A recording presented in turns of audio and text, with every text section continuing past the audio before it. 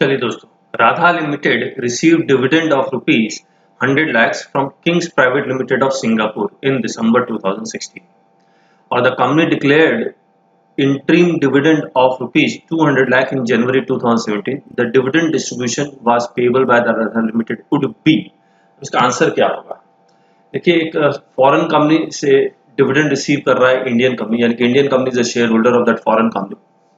तो dividend distribution tax में dividend reduce होता है। रिड्यूस तभी होगा जब, मैं आपको दिखलाता हूं। देखिए, हमने जो यहां लिखा है, सिंगापुर की कंपनी है, इंडियन कंपनी को डिविडेंड दे रही है 100 लाख, और फिर ये इंडियन कंपनी फर्दर इस डिविडेंड को डिस्ट्रीब्यूट कर रही है कितना, 200 लाख। तो होना आंसर क्या चाहिए था कि ये 100 लाख 200 लाख में माइनस होके फिर फर्दर जो एक्स्ट्रा जो डिविडेंड डिस्ट्रीब्यूट किया उसी पे डीडीटी लगता है, लेकिन वो कंडीशनल है। और कंडीशन क्या है, सेक्शन 115 बीबीडी में ये इंडियन कंपनी इस डिविडेंड के ऊपर टैक्स दे दे। किस रेट से दे दे?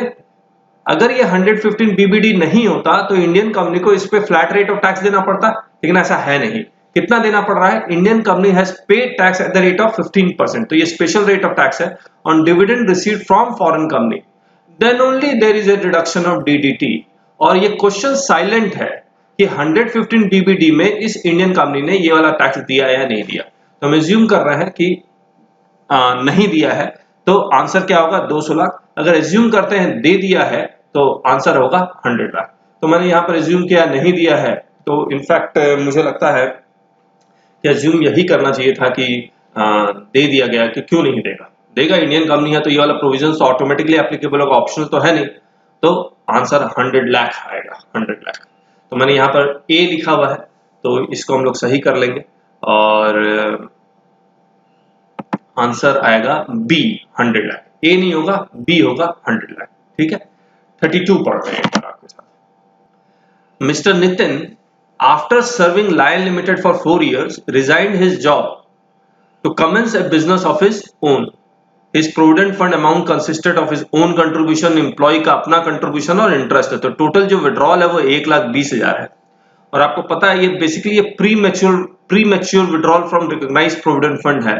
5 साल बाद विड्रॉ करता तो लमसम विड्रॉल फुल्ली एग्जेम्प्ट हो जाता। इन 5 साल से कम में विड्रॉ किया है तो ये लमसम विड्रॉल टैक्सेबल होगा। और क्योंकि टैक्सेबल इसलिए रेट ऑफ टीडीएस है अंडर सेक्शन 192A, और ये 192A में कितना रेट ऑफ टीडीएस है, 10%। तो 10% यानी कि ये ए आंसर आएगा, 12,000 being 10% of the total withdrawal. देखिए हमने यहाँ लिखा हुआ भी है, हमने कुछ रूल्स के साथ लिखे हैं। इनफैक्ट दिखलाता हूं आपको, यहाँ 32A, since he is resigning before 5 years, his lump sum withdrawal become taxable.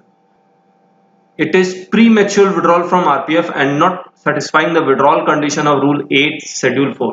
और withdrawal में कुछ conditions दिया हुआ कि premature withdrawal भी है कोई emergency के लिए, तो वो exempt हो जाता है। तो ऐसा है नहीं। Part A, 10% of 1,20,000, 12,000 will be the rate TDS। 33 देखते हैं। चलिए, Mr. Ravi solved a crossword puzzle and received rupees 84,000 after deduction of tax at source. His income from crossword puzzle chargeable to tax would be, यानी कि 84,000 after deduction of TDS, rate of TDS 30% है। तो ये जो amount है 70% को represent करता है। तो 84,000 को अगर मैं 70% से डिवाइड करूंगा तो आंसर आएगा डी, 1,20,000। और ये हमने सॉल्व किया भी है, ये रहा, नहीं ये रहा, 84,000 divided by 70%, 1,20,000। ठीक है। 34, for computing the book profit under section 115GB, which of the following is not added back to the book profits? Income tax add back होगा, provision for tax add back होगा, dividend distribution tax भी add back होगा, लेकिन securities transaction tax is not a tax, therefore ये add back नहीं होगा। तो STT will be the answer, यानी कि D. 35, Jeet and Company is a partnership firm whose turnover for the previous year 16-17 was 220 lakh, यानी कि exceeds 2 crore. The due date of filing of return of the firm is, obviously अगर audit compulsory हो जाता है तो उसके लिए 30 सितंबर है, और अगर इसका इंटरनेशनल ट्रांजैक्शन हो रहा होता तो 30 नवंबर होता। ठीक है। Chatterjee filed his return of income for the assessment year 17-18 on 10th June 2017. He is eligible to revise his return. पहले क्या हुआ करता था कि अगर आप belated return can not be revised. और असेसमेंट ईयर 17-18 का रिटर्न वो टाइम पे फाइल कर रहा तो ऑब्वियसली रिवाइज हो सकता है। और last date of revising the return is 1 year from the end of the relevant assessment year। तो ये वाला आंसर आएगा before the end of 1 year from the end of the relevant assessment year 17-18। Next year 18-19 से ये एक साल का भी पीरियड चला गया, अब सीधे होगा up to end of assessment year. तो अभी 17-18 के लिए ये है, बी आंसर आएगा, 18-19 के लिए ए आंसर आएगा। 37 A fixed deposit of 90,000 made by Mr. P on 5/11/2011 was detected on 7 September 2016. The time limit for issue of notice under section 148 is income escaping assessment का क्वेश्चन है ये, और इसमें जो 4 साल और 6 साल का पीरियड दिया हुआ है। अगर फॉरेन सोर्स से इनकम आ रही है आपकी तो वहां 16 साल का पीरियड है, और ये 4 साल का पीरियड है। अगर 1 लाख तक का इनकम डिडक्ट हुआ है, 1 लाख से ऊपर है तो 6 साल का पीरियड है।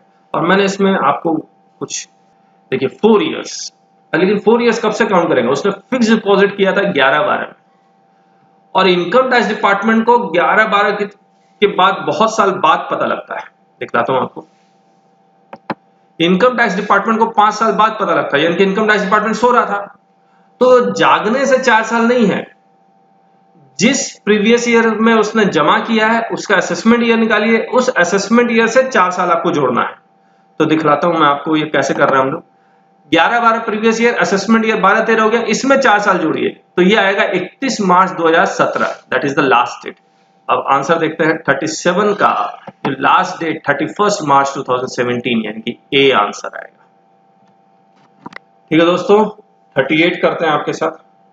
An apparent error in the assessment order passed under section 143(3) यानी कि scrutiny assessment 15/11/2016 was noticed by the assessee, यानी कि assessee फिर से हो गया in February 2017, या ये जाग कब रहा है? 1 साल बाद, तो जागने से नहीं है। The time limit for seeking rectification of mistake is available up to, अब यहां भी रेक्टिफिकेशन ऑफ मिस्टेक जो सेक्शन 154 में होता है वहां 4 साल का पीरियड है। इन 4 साल काउंट कब से करेंगे? अगेन वही कॉन्सेप्ट करेंगे, 4 साल काउंट कब से करेंगे? असेसमेंट ईयर से, यानी कि प्रीवियस ईयर, कौन सा प्रीवियस ईयर है? Previous year dated 15/11/2016 assessment order का डेट है, तो असेसमेंट ईयर 16-17, यहां पर 4 साल जोड़ूंगा तो 31 मार्च 2021 आएगा। ये 38 का ए आंसर आ जाएगा। देखिए, mister Balwant received assessment order pass under section 143(3) on 10th January 2017. He wants to prefer an appeal before CIT appeal against the assessment order. The time limit for preferring appeal is dash days from the date of receipt of assessment order. तो ये time limit 30 days का है, तो answer होगा B.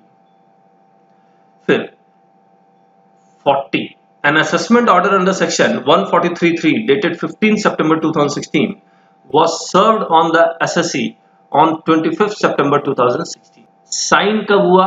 15 सितंबर। SSC को मिला 25 सितंबर। Income tax department को तो 15 सितंबर को ही पता लग गया था।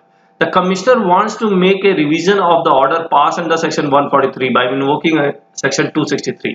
263 increases the income, 264 decreases the income. यहाँ 263 में जो टाइम लिमिट है वो 2 साल का है, 264 में जो टाइम लिमिट है वो 1 साल का है।